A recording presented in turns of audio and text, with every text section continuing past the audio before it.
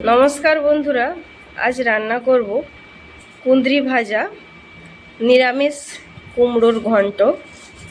কুঁদরি কেটে নিচ্ছি।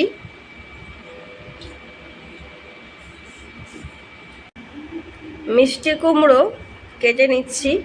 আজ বৃহস্পতিবার, তাই নিরামিষ হবে। আলু কেটে নিচ্ছি।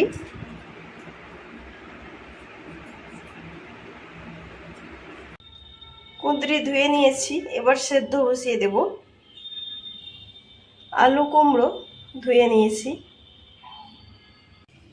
নুন হলুদ দিয়ে দিয়েছি। কুঁদরি সেদ্ধ হয়ে গেছে, নামিয়ে নিয়েছি। কুঁদরি জল আলাদা করে দিয়েছি। কুঁদরি ভাজার জন্য গ্যাসে কড়াই বসিয়ে দিয়েছি। কড়াইয়ে তেল দিয়ে দিচ্ছি। কুঁদরি দিয়ে এবার ভালো করে ভেজে নেব।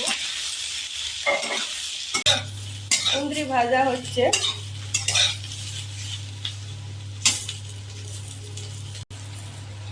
কুঁদরি ভাজা হয়ে গেছে, এবার নামিয়ে নেব। মিষ্টি কুমড়ো ঘন্ট রান্নার জন্য তেল দিয়ে দিচ্ছি।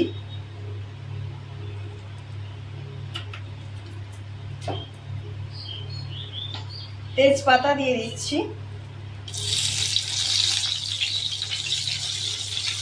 শুকনো লঙ্কা দিয়ে দিচ্ছি।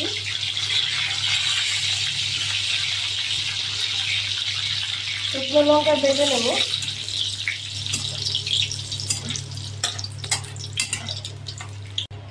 এবার ফোড়ন দিয়ে দিচ্ছি।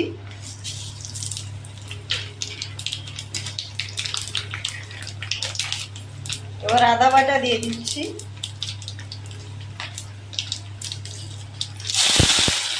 হলুদ দিয়ে দিয়েছি। বেটে রাখা জিরে দিয়ে দিচ্ছি। সব মশলা একসাথে ভালো করে কষিয়ে নেব।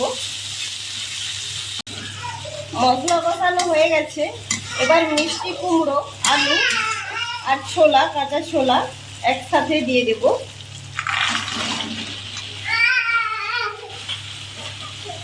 এবার সব একসাথে ভালো করে কষিয়ে নেব। নুন দিয়ে দিচ্ছি পরিমাণ মতো। এইভাবে কষিয়ে কষিয়ে মিষ্টি কুমড়ো রান্না করতে হবে।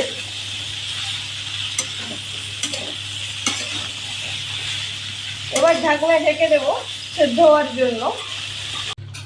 পরিমাণ মতো চিনি দিয়েছি, যেমন মিষ্টি খাবে সেই পরিমাণ চিনি দিতে হবে। এবার নেড়ে নিচ্ছি। এইভাবে নাড়াচাড়া করে কুমড়ো রান্না করতে হবে। নিরামিষ মিষ্টি কুমড়োর ঘন্ট হয়ে গেছে, এবার নামিয়ে নেব। নিরামিষ মিষ্টি কুমড়োর ঘন্ট নামিয়ে নিয়েছি। এইভাবে একবার রান্না করে দেখো, খেতে খুব ভালো লাগবে।